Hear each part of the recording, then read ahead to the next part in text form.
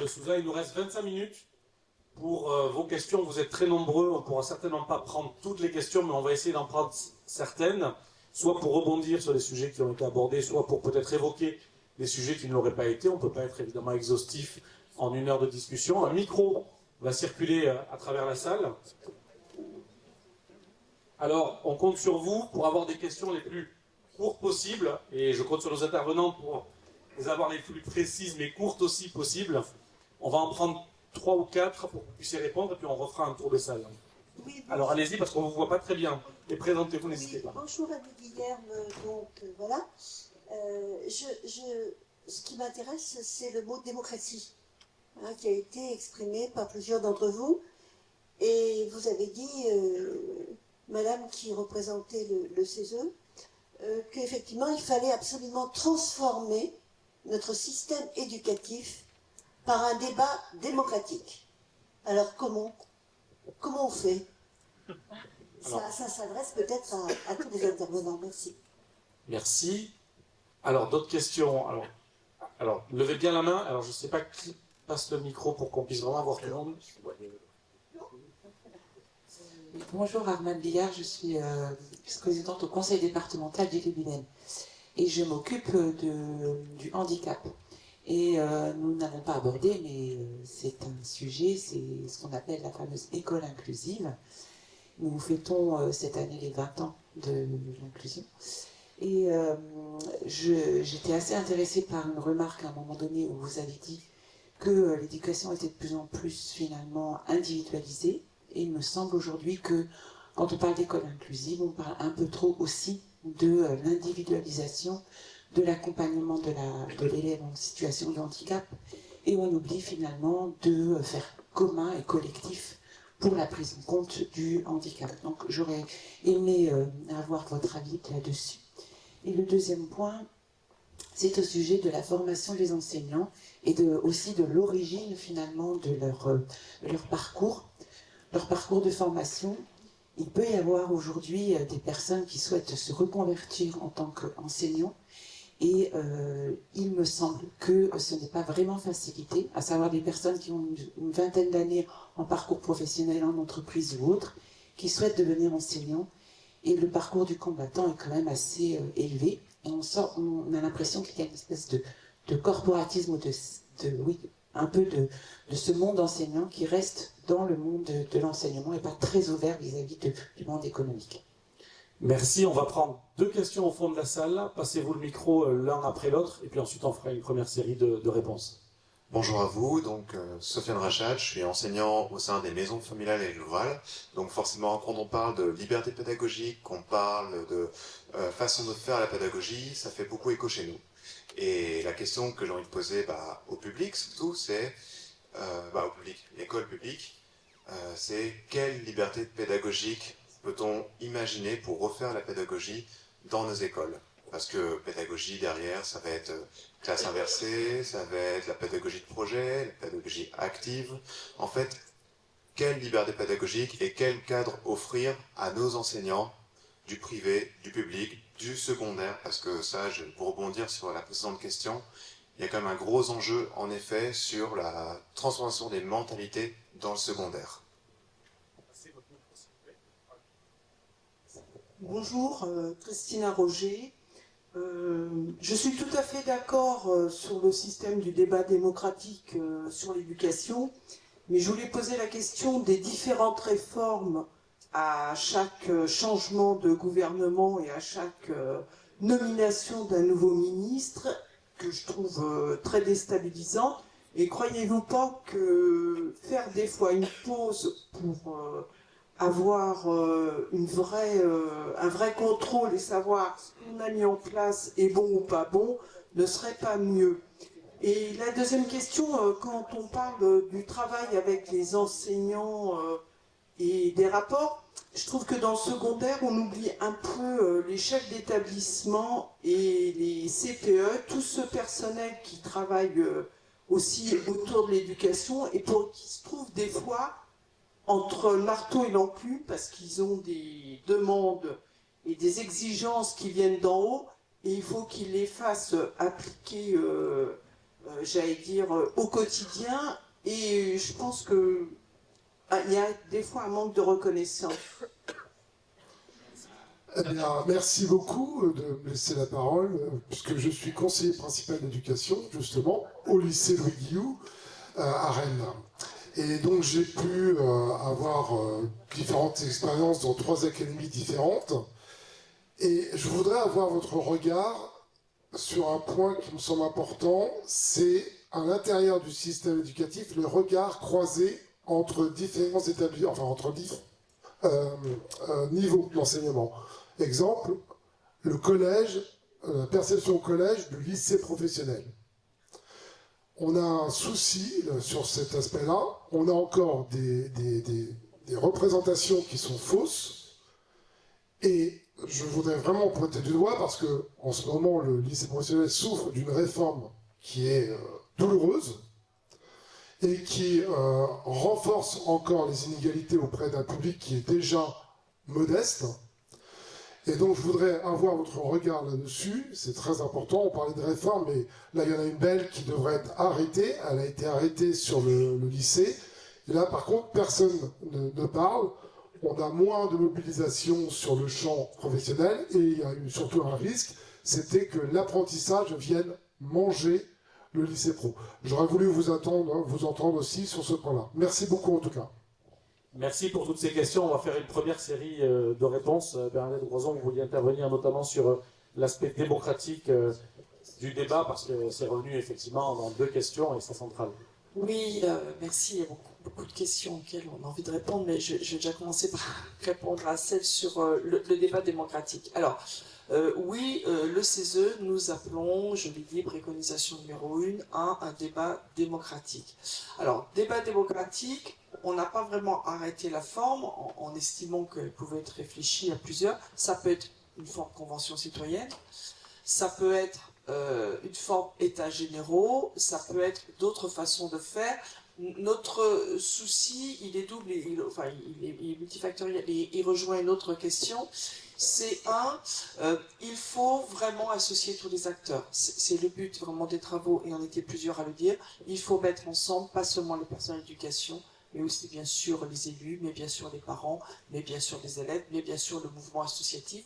Donc il faut une forme de débat démocratique qui associe absolument tous les acteurs.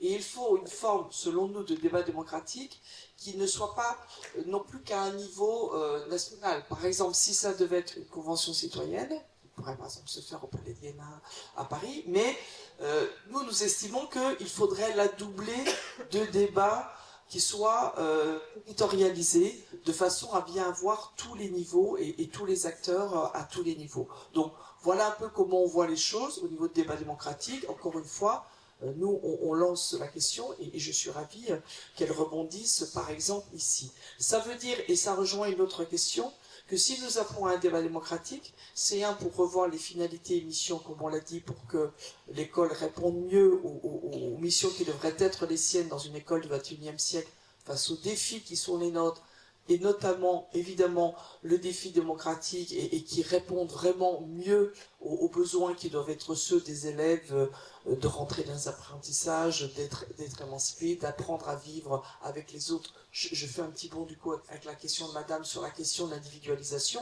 Si nous critiquons effectivement cet accent qui est mis sur l'individualisation à travers les réformes, je pense bien sûr au choc des savoirs, mais pas que, c'est parce que évidemment nous prenons le parti avec beaucoup d'autres qu'on n'apprend pas seul et qu'on a besoin de ses pairs, évidemment PAIRS, pour apprendre, et qu'on apprend d'autant mieux en collaboration, et que l'école inclusive, y compris avec les élèves en situation de handicap, il doit se faire collectivement, puisque, que ce soit pour les autres élèves comme pour les enfants concernés, ces regards croisés, etc., ils jouent sur la compréhension de l'autre.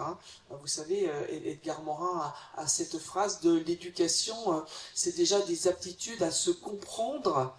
Après, il va sur des incertitudes, apprendre l'incertain, mais apprendre à se comprendre, à se connaître et à vivre ensemble. Donc évidemment que par rapport à ces débats-là, il faut évidemment qu'il y ait l'ensemble des acteurs. Et oui, on appelle à apaiser les débats. À un moment, Alors, on ne peut pas appuyer sur la touche pause, hein, parce que la vie, elle continue. Mais à un moment, il faut quand même pas seulement dire que le temps éducatif, c'est pas le temps politique, mais il faut le faire. Et il faut se dire que le temps éducatif, il a ses logiques, il a sa durée. Et que quand on fait une réforme, on va en voir les effets 7, 10 ans, 15 ans, 20 ans après. Et que ce serait peut-être bien de faire des évaluations de suivi de cohorte, que ce serait peut-être bien de faire des évaluations avant de passer à une autre réforme, etc. Parce que ça décrédibilise les réformes. Ça joue sur la perte de confiance pour les enseignants, pour les élèves, pour les parents. Donc oui, apaiser les débats, arrêter de demander tout et n'importe quoi à l'école, se poser, le faire de manière démocratique pour permettre à l'école de répondre aux enjeux. Et je le dis, hein, pour finir ce premier propos, puis après vous nous direz les questions qu'on doit répondre ensuite, mais on a besoin de redonner une autre idée de l'éducation aujourd'hui. On a besoin de reconstruire un récit sur l'éducation. L'école, elle n'est trop vue qu'à travers les questions de on s'adapte, on a un problème, je l'ai dit, on les fait, on a un problème de laïcité, on va faire, on a un problème d'autorité. Enfin, je l'ai dit, hein, moi comme conseillère du CESE, comme enseignante, comme tout ce que je porte depuis des années, la rentrée précédente qu'on avait fait sur l'interdiction du voile à l'école qui a occupé toute la scène au moment, là-bas il y a merci, toute la scène médiatique et politique au moment de la rentrée, je me suis dit, mais quelle est la vision des jeunes de l'école? Quelle est la vision de l'école qu'on donne aux jeunes? Ces générations qui font leur rentrée demain, ils vont être face à des défis comme nous sommes face, économiques, écologiques, sociaux, démocratiques énormes. Ils ont une soif de vivre, d'apprendre, de comprendre, d'agir sur le monde, et on fait la rentrée, une rentrée du XXIe siècle, où on leur parle simplement de ce texte-là d'interdiction. Voilà, donc non, il faut reconstruire un récit sur l'école, il faut redonner des objectifs clairs à l'école, il faut le faire ensemble, d'où l'idée du CESE d'instaurer un réel débat démocratique et qu'on prenne le temps de le faire. Merci. Pierre et Émilie vont répondre également sur d'autres questions, mais François, vous vouliez aussi revenir sur la continuité des politiques entre ministères. Alors finalement, ma voisine a déjà pas mal tout dit, mais oui, à la question, est-ce que vous ne pensez pas qu'il faudrait faire une pause? Oui, il faudrait faire une pause, effectivement, pour plusieurs raisons, parce que d'une part, comme ça a été dit, les réformes qui s'empilent ne sont jamais évaluées correctement. Donc en fait, on a des urgences et des impulsions politiques qui arrivent sur le terrain et dont on ne voit pas véritablement le sens et s'ils ont porté leurs fruits. Et parfois, dans l'éducation nationale, et même souvent, une réforme meurt de sa propre mort. C'est-à-dire qu'elle disparaît petit à petit, mais sans que la suppression de la réforme soit clairement dite et annoncée. Ça disparaît, comme ça. Et sur le corps enseignant, là, je parle en tant que professeur de collège, ça alimente une perte de confiance, en effet, et une défiance. C'est-à-dire que la réaction première que vous avez chez les enseignants aussi, lorsqu'une réforme est annoncée, c'est qu'est-ce qui va nous tomber sur la tête, et ça va forcément rimer avec une dégradation de quelque chose. Et il va falloir en plus souvent l'appliquer dans l'urgence. C'est clairement ce qui avait été fait pour la dernière réforme sur le choc des savoirs, où on a assisté à un bidouillage grandiose dans à peu près tous les collèges de France, avec chacun une stratégie différente pour appliquer la dite réforme.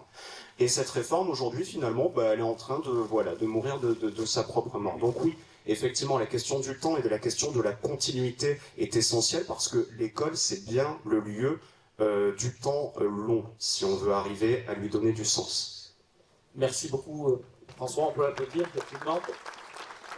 Pierre voulait sûrement réagir sur plusieurs des questions, j'imagine. Oui. Sur les réformes. Quand on fait un bilan sur les 15 dernières années, de la baisse du niveau, parce qu'il faut dire les choses comme elles sont, il y a une baisse générale du niveau. Et on s'aperçoit que c'est... alors, je vais vous faire plaisir, mais c'est pas de la flagornerie, que c'est en Bretagne que le niveau a le moins baissé. Et l'explication, c'est parce que c'est en Bretagne qu'on respecte moins les réformes nouvelles. Alors, je pense que ça doit être dans la nature bretonne, nature réfractaire, ou une méfiance innée vis-à-vis de Paris. Ça, c'est une bonne chose. Donc on voit en effet que là, il y a un problème. Sur les libertés pédagogiques, c'est quelque chose de fondamental. Hein, et aujourd'hui, on voit bien que les enseignements et les enseignants sont contestés à la fois par les élèves, par l'administration et surtout par les parents. Et alors ça, c'est pas uniquement dans les quartiers populaires, hein, c'est aussi dans des établissements relativement huppés où les parents viennent voir le professeur en lui disant que tel cours de mathématiques, il fallait pas le faire comme ça, hein, et qu'il fallait le faire autrement. Et derrière ça, il y a la remise en question du statut de l'enseignant, du statut de l'intellectuel et du statut de la vérité. Voilà. C'est tout le discours alternatif de Trump qu'on vit aujourd'hui. Hein. C'est-à-dire pendant très longtemps, notre République a fonctionné sur la conscience que la raison, le savoir, ça fabriquait des vérités qui étaient consensuelles et qui étaient partagées par tout le monde. Et ça, c'est en train de disparaître. Et ça, c'est absolument catastrophique. Parce que quand vous touchez au statut de la vérité, derrière, vous touchez au statut de la démocratie, il ne reste plus rien. Et c'est ce qui est en cours aux États-Unis. Donc il faut être extrêmement attentif à ça et restaurer de façon très forte la liberté académique des enseignants à tous les niveaux, et y compris à l'université. Parce qu'on entend le discours hein, sur l'anti-France à l'université, il faut aller chercher les woks dans les chiottes, etc. Je suis désolé, je suis vulgaire, mais c'est le discours que j'entends au Sénat. Voilà. Sur la formation professionnelle, vous avez entièrement raison. Entièrement raison, c'est une véritable catastrophe. Et je crois qu'il faut dire que la réforme d'Arcos, qui a réduit de 4 ans à 3 ans le cursus des lycéens professionnels, a été une catastrophe absolue. Il manque une année aux lycéens professionnels, il faut leur redonner. Il faut leur redonner parce qu'aujourd'hui, ils sont en difficulté, on le voit bien, pour la poursuite des études. Je suis désolé, je vais aller très très vite. Je suis intimement persuadé que le projet essentiel pour notre société, c'est de dire que demain, le prolo sera Bac+2. Voilà. Parce qu'on a besoin de rehausser tout le niveau général de connaissance de la société pour faire face à des enjeux technologiques qui sont immenses et que nos sociétés n'a jamais eu à affronter.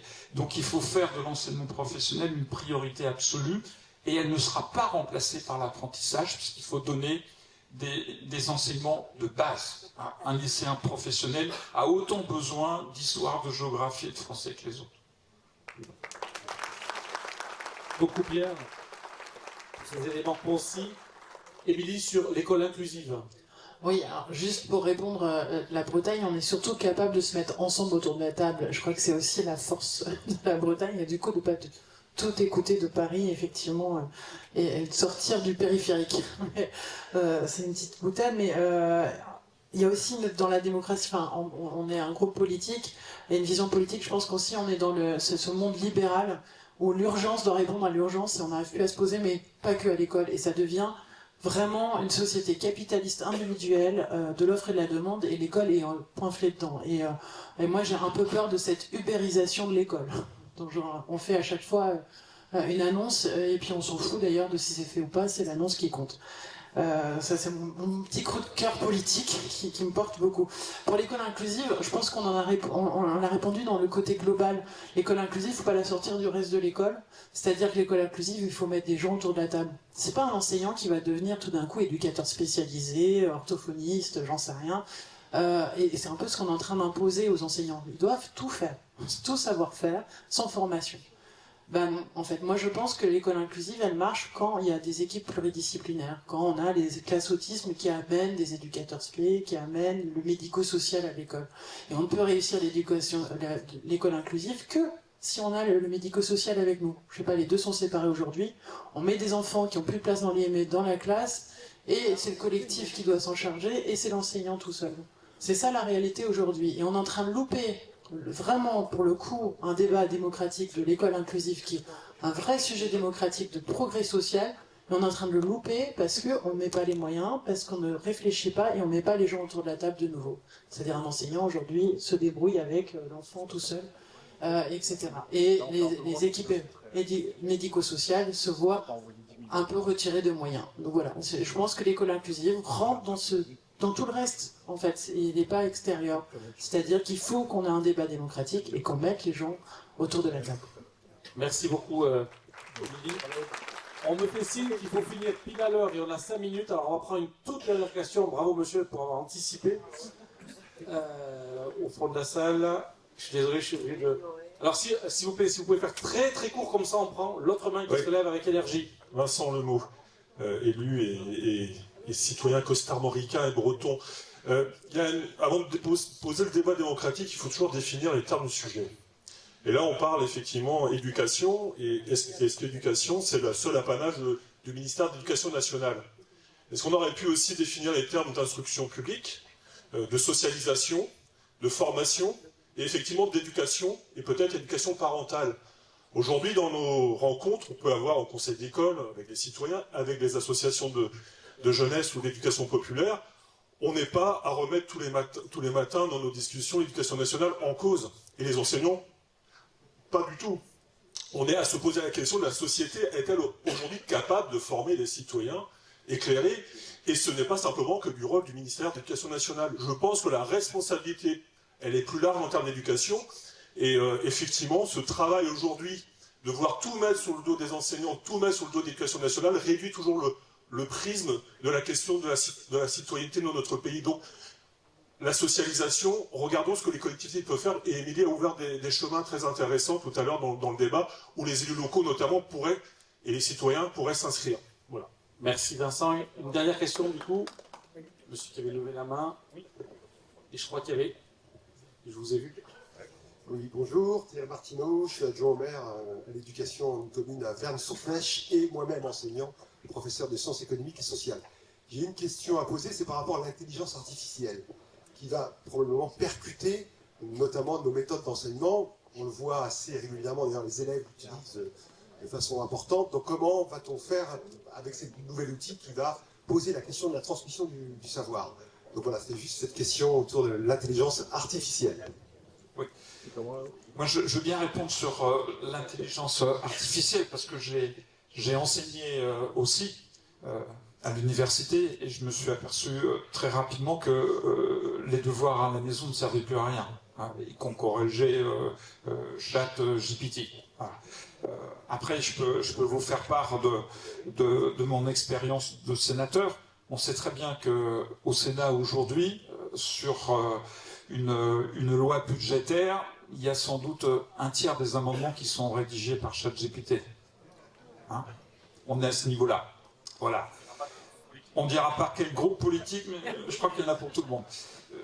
Donc, il faut essayer de trouver, et c'est extraordinairement compliqué, de savoir sur quoi pourrait porter la pédagogie et l'évaluation pour faire qu'on n'ait pas le recours à l'intelligence artificielle. Et alors ça demande des trésors de réflexion pédagogique. Mais c'est un débat qu'on doit absolument avoir, parce qu'il est fondamental.